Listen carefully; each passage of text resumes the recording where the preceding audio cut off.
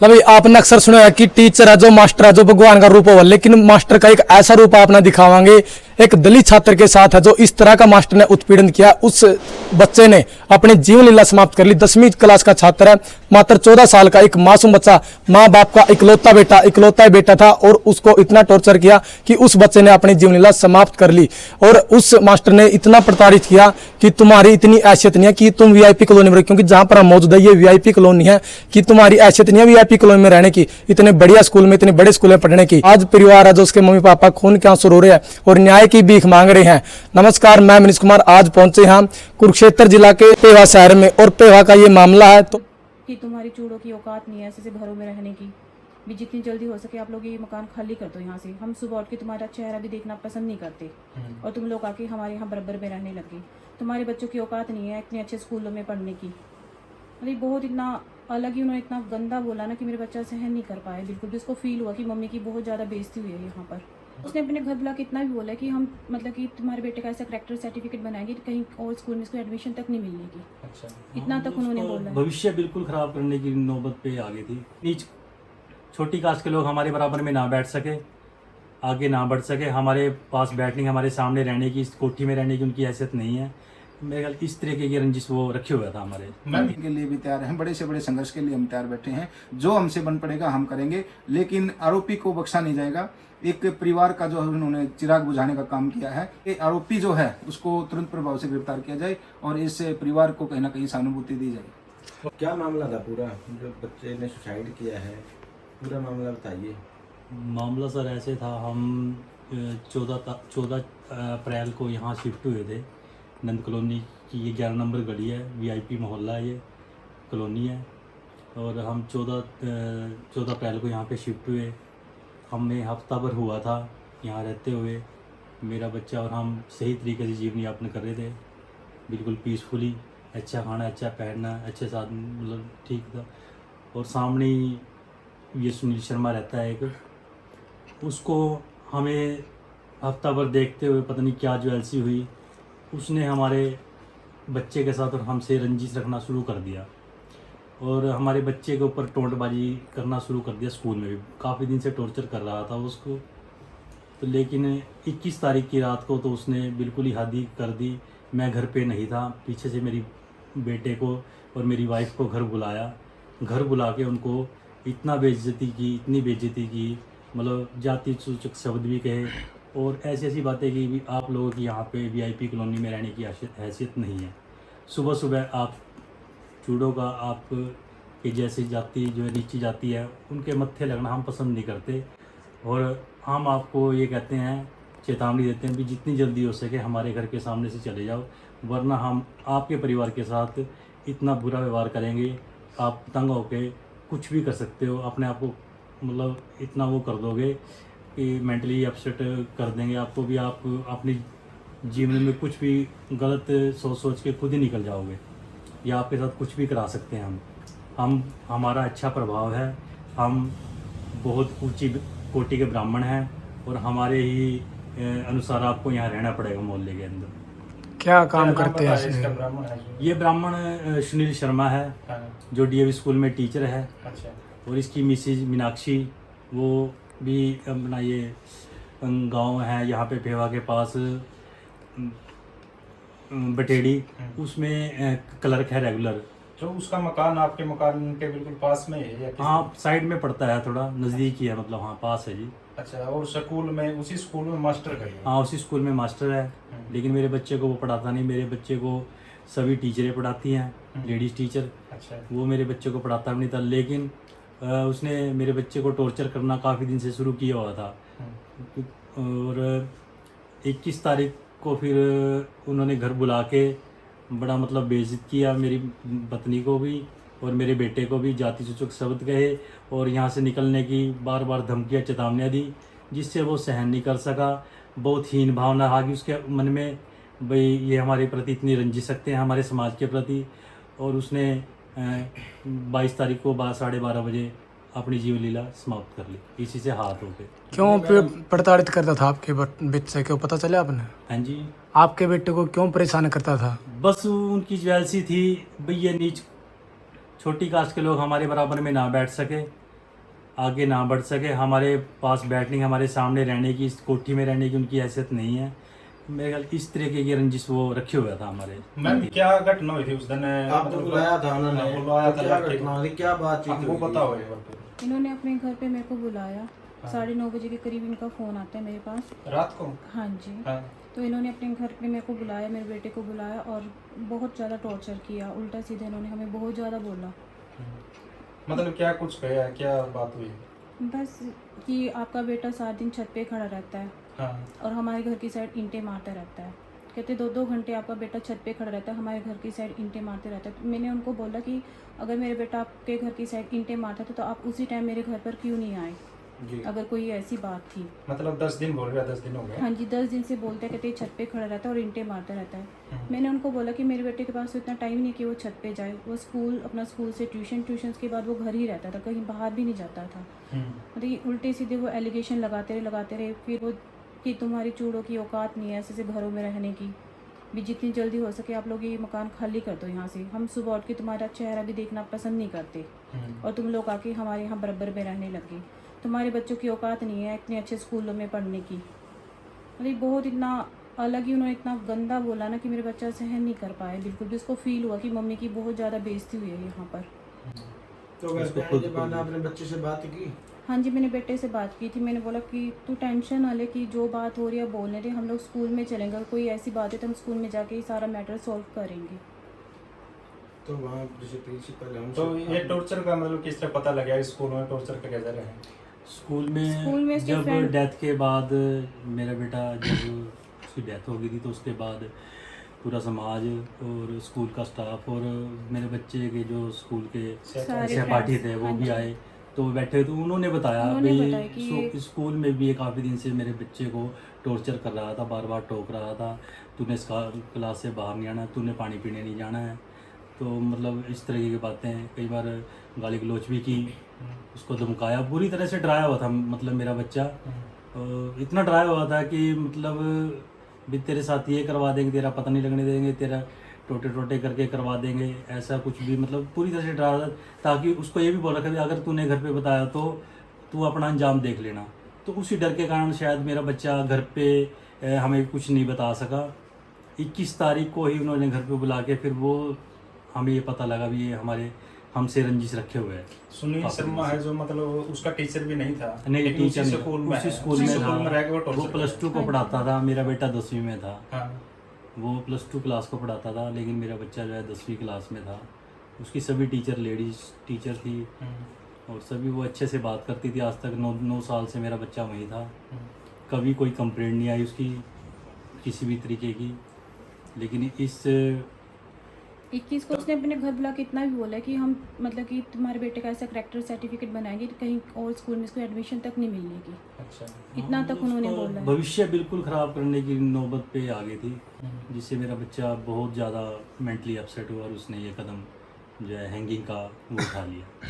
तो बच्चों ने बताया जो सहपाठी थे, इससे पहले भी आपको कुछ पता लगे कि कोई मतलब टॉर्चर किया जा रहा है? नहीं, हमें बाद में ही पता चला। हमें जो 21 कुछ- तारीख 21 अप्रैल को ही पता लगी थी भाई हमसे ये रंजिश रखे हुए है हमारे परिवार से और हमारे बच्चे से।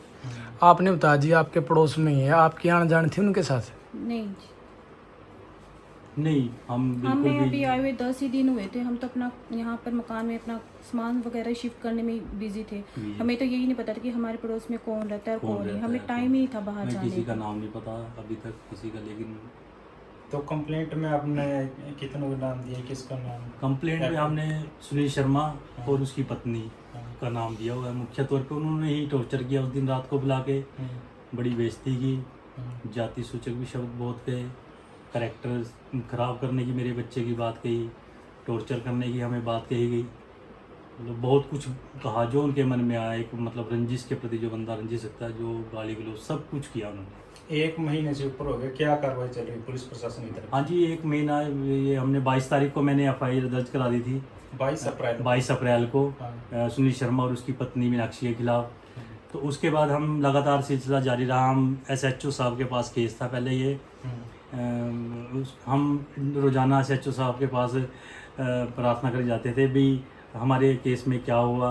वो हर 2 दिन का टाइम दे देते भी 2 दिन बाद उनकी अरेस्टिंग हो जाएगी, 2 दिन बाद उनको अरेस्ट कर लिया जाएगा। मैं लगातार अपनी पंचायत को लेके वहाँ पे जाता रहा और उसके 5-6 दिन बाद फिर उनकी पंचायत भी चौंकी में आई, थाना सिटी में। उन्होंने लिखित में ये कहा भी हम उन 2 दिन के अंदर सुनील शर्मा व उसकी पत्नी को यहाँ पे पेश कर देंगे चौंकी में। लेकिन हम 2 दिन बाद मैं फिर पंचायत को लेके गया, लेकिन वो पंचायत और वो SHO साहब जानपाल कुछ भी मतलब उन्होंने कोई कार्रवाई नहीं की, ना उनको बुलाया ना पंचायत ने बुलाया। वो लिखित तौर पे जो समझौता हुआ था पेश करने का, वो भी एक बेवकूफ़ बनाने का हमें वो लगा। मतलब बिल्कुल भी आज तक 100 महीना हो चुका है, रोज़ डेली कहते हैं भी हम उनको पेश कर देंगे, उनको बुला लेंगे, पेश करेंगे, अरेस्ट करेंगे। उसके बाद 29 तारीख को हम SP कुरुक्षेत्रा के से मिलने गए थे। SP कुरुक्षेत्रा ने हमारी जब देखा कि इनकी SHO कोई सुनवाई नहीं कर रहा है, तो उन्होंने देखते हुए जो DSP लेवल की जांच के आदेश दे दिए भाई चलो अगर आप SHO की कार्रवाई से संतुष्ट नहीं है। हमने कहा हाँ जी हम 0% उनकी कार्रवाई है, हम उनसे बिल्कुल संतुष्ट नहीं हैं भाई, हमारी जो जांच है DSP लेवल के ऑफिसर से करवाई जाए। उसके बाद 29 तारीख को SP कुरुक्षेत्रा ने DSP को मार्क कर दी हमारी जो रिक्वेस्ट हमने दी थी। तो उसके बाद 5 तारीख को DSP साहब यहाँ पे आए, वो ट्रेनिंग पे गए हुए थे।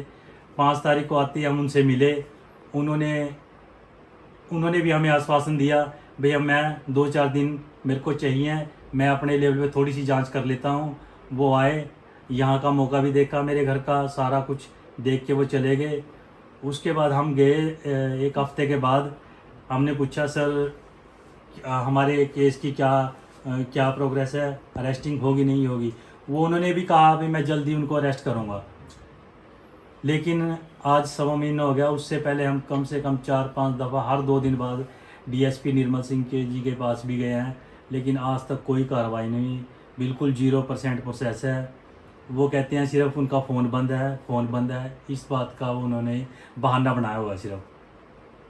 ये FSL का भी एक आया था। हाँ, एक वो कहते हैं भी FSL रिपोर्ट जो है आनी बाकी है, हम उसके बाद ही कुछ कर पाएंगे, ये भी उन्होंने एक बहाना बनाया हुआ है। लेकिन हमें पता लगा है कि वो FSL रिपोर्ट तो 6 महीने नहीं आती, तो अब 6 महीने के बाद अगर रिपोर्ट आ भी जाती है तो क्या उसमें वो सुनील शर्मा खुद फ़ोन उठा के ये कह देगा भी हाँ अब रिपोर्ट आ गई मेरे को गिरफ्तार कर लो? ऐसा कुछ नहीं, हमें मतलब बेवकूफ़ बनाया जा रहा है। 0% अभी तक प्रोग्रेस है। हमारे बच्चे को गए हुए उसका मतलब मरे हुए 1.25 महीना हो चुका है, लेकिन हमें आज तक कुछ हाथ नहीं लगा सिवाय धक्कों के। कितने बच्चे हैं आपके? मेरा एक ही इकलौता बेटा था आशमित, 14 साल का बच्चा था मेरा। वो पढ़ने लिखने वाला बच्चा था, स्कूल से घर, घर से स्कूल और ट्यूशन के सिवा उसको कोई मतलब उसकी कोई रूटीन नहीं थी। वकील साहब, FSL का जिक्र आ रहा है कि FSL रिपोर्ट आएगी तो कार्रवाई होगी, क्या मतलब FSL के बगैर उसकी कोई जांच नहीं? कोई देखिए, ये FSL से रिलेटेड मामला ही नहीं है। इस मामले के अंदर FSL का कोई मैटर ही नहीं बनता, क्योंकि ना तो ये पॉइजन केस है, ना बर्निंग केस है, ना कोई अन्य प्रकार का ऐसा मामला है जिसके अंदर FSL रिपोर्ट आए और उससे कोई चीज़ सामने आए। ये क्लियर जो है पोस्टमार्टम रिपोर्ट हमारे पास में, पोस्टमार्टम रिपोर्ट हमने स्टडी की है, उससे कन्फर्म होता है कि भाई जो मामला है वो हैंगिंग का है। ये कोई जो मौत होती है वो 2 वजह से हो जाती है। कई बार तो स्ट्रेंगुलेशन होती है, भाई किसी ने गला दबा रखा हो, एक होता है भाई किसी ने खुद सुसाइड कर लियो। ये खुद सुसाइड का जो मामला है वो सामने आ रहा है, और जिसके अंदर कन्फर्म है कि भाई उसने फांसी लगा करके अपनी जीवन लीला समाप्त की है, और वजह जो है वो जातिगत मानसिकता रखते हुए प्रताड़ना का जो मामला है वो सामने आ रहा है कि भाई किसी एक व्यक्ति के द्वारा बच्चे को इतना टॉर्चर किया जा रहा है, उसको डराया धमकाया जा रहा है, जिसकी वजह से बच्चे ने दहशत में आकर के अपनी जीवन लीला समाप्त कर ली। तो इसके अंदर FSL का तो कोई मामला ही नहीं है, सीधा सीधा सा मामला है। इसके अंदर सिर्फ और सिर्फ प्रशासन जो है वो आरोपी गणों को बचाने का प्रयास कर रही है। तो हम अपील करते हैं प्रशासन से कि वे जल्द से जल्द इस मामले में संज्ञान लें और जल्द ही इस आरोपी की गिरफ्तारी करें। उसका फ़ोन होने से ये नहीं है कि वे उसको गिरफ्तार नहीं किया जा सकता। जब प्रशासन अपनी पे आता है तो जो कहीं ना कहीं कुएं से भी निकाल के ले आता है, कहीं ना कहीं कब्र से भी निकाल के ले आता है। तो ये आरोपी कहाँ छिपा हुआ है, एक सरकारी अध्यापक है, उसको पकड़ना इनके लिए कोई बड़ी बात नहीं है। अगर ये अपने आय पे है तो रातों रात इसको अरेस्ट कर सकते हैं। और हम माननीय जो एसपी साहब हैं उनसे भी इस मामले में जल्द ही भेंट करेंगे। और अगर इस मामले में किसी भी प्रकार की कोताही बरती जाती है प्रशासन के द्वारा तो हम बड़े से बड़े प्रदर्शन के लिए भी तैयार हैं, बड़े से बड़े संघर्ष के लिए हम तैयार बैठे हैं। जो हमसे बन पड़ेगा हम करेंगे, लेकिन आरोपी को बख्शा नहीं जाएगा। एक परिवार का जो उन्होंने चिराग बुझाने का काम किया है, इतना बड़ा जो है एक कांड हो गया और प्रशासन इतनी लापरवाही बरत रहा है, ये एक अच्छी बात नहीं है। हम प्रशासन से बार बार रिक्वेस्ट कर रहे हैं कि भाई इसमें कार्रवाई करो, अन्यथा उनको भी लॉ एंड ऑर्डर की समस्या होगी और हमें भी धक्के हो जाएंगे। इसलिए आरोपी जो है उसको तुरंत प्रभाव से गिरफ्तार किया जाए और इस परिवार को कहीं ना कहीं सहानुभूति दी जाए। वकील साहब, एक दलित होना क्या अपराध हो गया? आज का टाइम में इस देखा इसे शिक्षित समाज भारतवर्ष के अंदर हम 21वीं सदी के अंदर जिस देश के अंदर जी रहे हैं, वहाँ इस प्रकार के जो वातावरण को बनाया गया है, ऐसा एक वातावरण बना दिया गया है देश के अंदर बहुत बड़ी साजिश के तहत में, एक षड्यंत्र के तहत में इस देश का जो है सौहार्द है, आपसी भाईचारा है, माहौल है, वो खराब करने का प्रयास किया जा रहा है ताकि इस देश के अंदर ये जो राजनीतिक शख्स हैं वो अपनी रोटियां सेक सकें, हम आपस में भिड़ के मरते रहें। इस देश में जो संघी व्यक्ति हैं, भारतीय जनता पार्टी के द्वारा जो है कुछ ऐसे शख्स तैयार किए गए हैं, जो आरएसएस है उसके द्वारा ऐसे शख्स सामने आ रहे हैं जो देश के अंदर जातिगत जहर घोल करके एक वायरस का काम कर रहा है, वायरस घोलने का काम कर रहे हैं। और वो वायरस आए दिन जो है एक नया मामला सामने आ रहा है। आप देख रहे होंगे कि भाई दिन प्रतिदिन जो एट्रोसिटी के मामले हैं, जातिगत उत्पीड़न के जो मामले हैं वो सामने आ रहे हैं। उसके लिए सिर्फ और सिर्फ आरएसएस के जो बंदे हैं वो जिम्मेवार हैं। जहाँ भी हम एट्रोसिटी का मामला देखते हैं, जहाँ भी हम जाते हैं, तो जब उसकी गहराई में जाते हैं तो उसकी जड़ें कहीं ना कहीं जो है आरएसएस से जुड़ी हुई मिलती हैं। तो ये आरएसएस के द्वारा देश के अंदर आपसी सौहार्द खराब करने के लिए और उन अपनी रोटियां सेकने के लिए एक जो है ना षड्यंत्र के तहत में जाल बुना गया है, जिसके अंदर हमारे बच्चे शिकार हो रहे हैं। हमारे बच्चों को जानबूझ के शिकार किया जा रहा है और ये बर्दाश्त नहीं किया जाएगा बिल्कुल भी। और जल्द से जल्द इस मामले में कार्रवाई के लिए हम जो है बड़े से बड़ा प्रदर्शन करने के लिए तैयार हैं। अगर हम आपके चैनल के माध्यम से प्रशासन को अल्टीमेटम देते हैं, अगर 2 या 4 दिन के अंदर हमारी जो है कार्रवाई नहीं की गई, हमें संतुष्ट नहीं किया गया, हमारे जो मुकदमे के अंदर आरोपी को गिरफ्तार नहीं किया गया, तो अगले हफ्ते के अंदर बड़े से बड़ा प्रदर्शन इनको देखने को मिलेगा। और उसके लिए प्रशासन स्वयं जिम्मेवार होगा।